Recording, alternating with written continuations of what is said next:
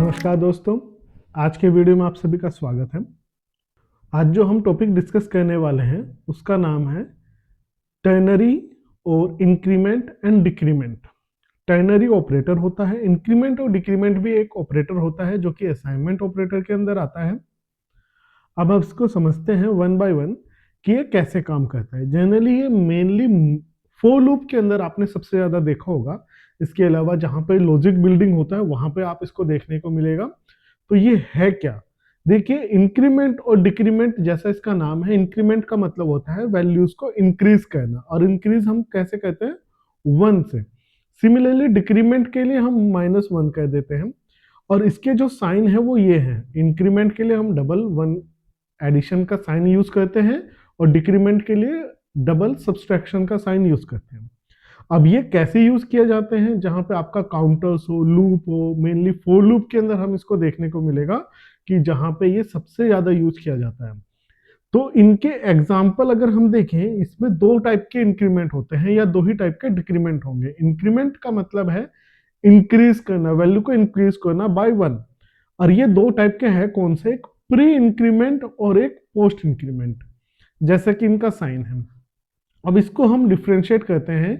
अगर प्लस का sign variable के पहले लगा हुआ है, ऑपरेटर पहले लगा है, तो ये कहलाता है प्री इंक्रीमेंट, और अगर वेरिएबल के बाद में लगा हुआ है तो ये कहलाएगा हमारा पोस्ट इंक्रीमेंट। अब इसमें क्या इशू है कि भाई प्लस के साइन ही तो है और दोनों का मतलब यही है। अगर हम इसको देखें तो a equal to a plus 1, हम इसको ऐसे कह सकते हैं जनरल भाषा में कि इसका मतलब यही तो है कि भाई a में एक वैल्यू का इंक्रीज कर दो। दोनों लाइन का मतलब है तो सेम, बट सेम नहीं है। डिफरेंस क्या है? जब वैल्यू का अपडेशन होगा, वैल्यू कब असाइन होगी, अपडेट कब होगा, इसको हमें समझना है।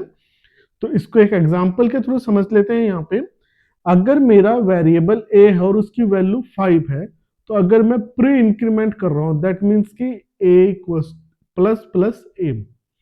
प्लस प्लस a में क्या होगा? वैल्यू पहले इंक्रीमेंट होगी, उसके बाद में वैल्यू असाइन की जाएगी।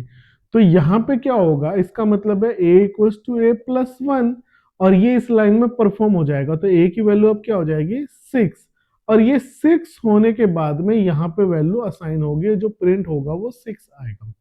ये तो हुआ मेरा प्री इंक्रीमेंट।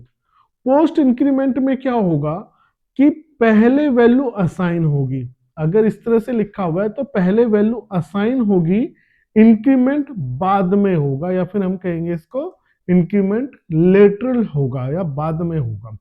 यहां पे अगर इस लाइन का आप मतलब देखेंगे तो यहां पे क्या हो रहा है कि एसओपी मैंने लिखा है और इसके अंदर लिखा मैंने ए प्लस प्लस। तो ये प्लस प्लस बाद में होगा जब सेमीकोलन खत्म हो जाएगा, सेमीकोलन टर्मिनेट हो जाएगा। अभी वैल्यू डायरेक्टली असाइन हो गया। जब असाइन होगी तो वैल्यू क्या है? 5 है। तो जब वैल्यू 5 है तो यहाँ पे क्या प्रिंट होगा? 5 प्रिंट होगा शुरू में। इस लाइन के बाद अब यहाँ पे a की वैल्यू हो जाएगी 6।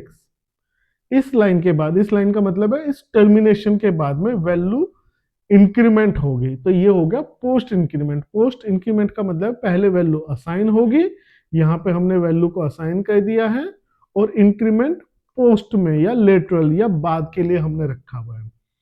तो वैल्यू कब होगी? बाद में हमारा इंक्रीमेंट होगा। तो इस लाइन के बाद अगर जैसे ही हम नेक्स्ट लाइन आएंगे, इस लाइन पे आएंगे, तो अब a की वैल्यू क्या हो चुकी है? 6।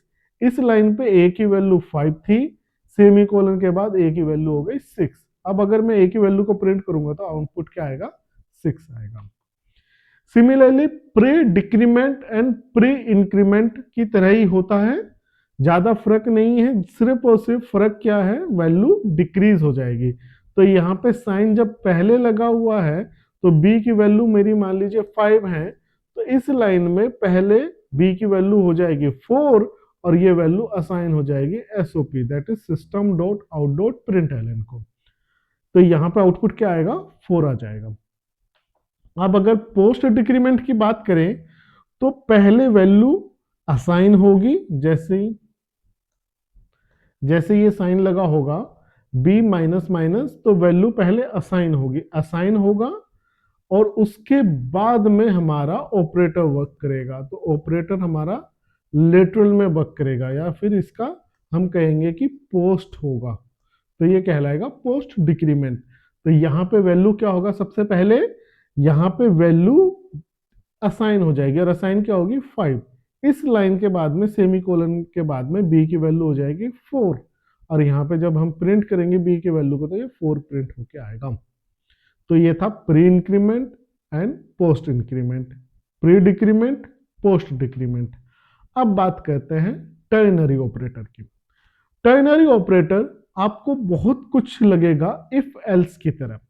यहां पे क्या होता है, सबसे पहला ये साइन हो गया question mark, then double colon हो गए, ये दो साइन हमारे यूज होते हैं। ये है क्या, सबसे पहले हम एक कंडीशन लिखेंगे।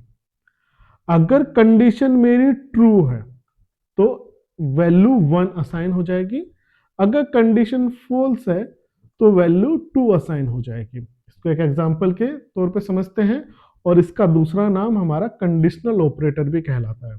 तो यहाँ पे अगर देखें तो a की वैल्यू हमारी 10 है, b की वैल्यू 20 है, और जैसे ही मैंने लिखा a is greater than b question mark, इसका मतलब है ये एक मेरा कंडीशन है।